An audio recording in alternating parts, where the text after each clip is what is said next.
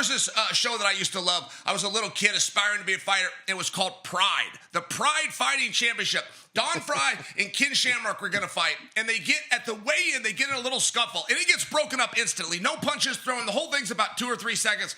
And I remember Don Fry's interview after. He said it gave him confidence because the one thing he really was curious is about the strength of Shamrock, but now he knows. And if I was to personalize that, I was on campus at ESPN one time. They set a big octagon up. It was supposed to be Conor McGregor versus Jose Aldo. It ends up being Conor McGregor versus Chad Mendes. But my job, I'm in the suit, right? I'm representing ESPN. And I'm in the cage with Conor, and I'm teed up. They tell me right through my earpiece to ask Conor how he plans to beat Chad. And Conor goes into it. He actually shows me these positions that he's going to do. And he says, or if he tries to wrestle, I might elbow him and come this way.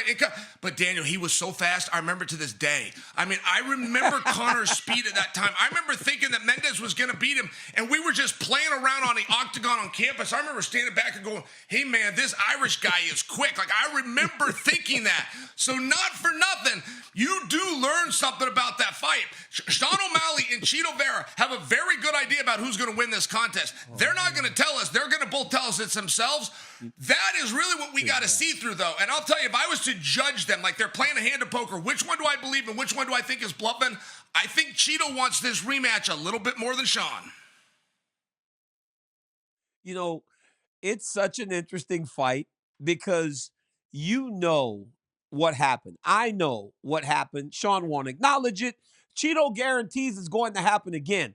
Now, the one thing I feel Chito Vera cannot do, Chael, and he's done this like over and over, he cannot start slow against Sean O'Malley. He is going to have to come outside of himself to kind of set the pace a little bit sooner because we have seen him constantly lose the first round and then start to really build his way back in the fights and then ultimately overtake his opponents. But what happens when a guy like when he lost to Corey Sandhagen does not come off the gas, right? He jumps out ahead of you, he sprints out ahead of you, and you can't catch him.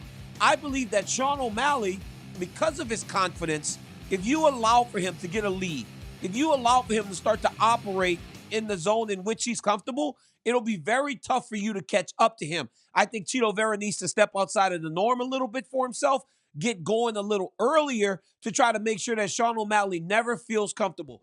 With that comes risk, though.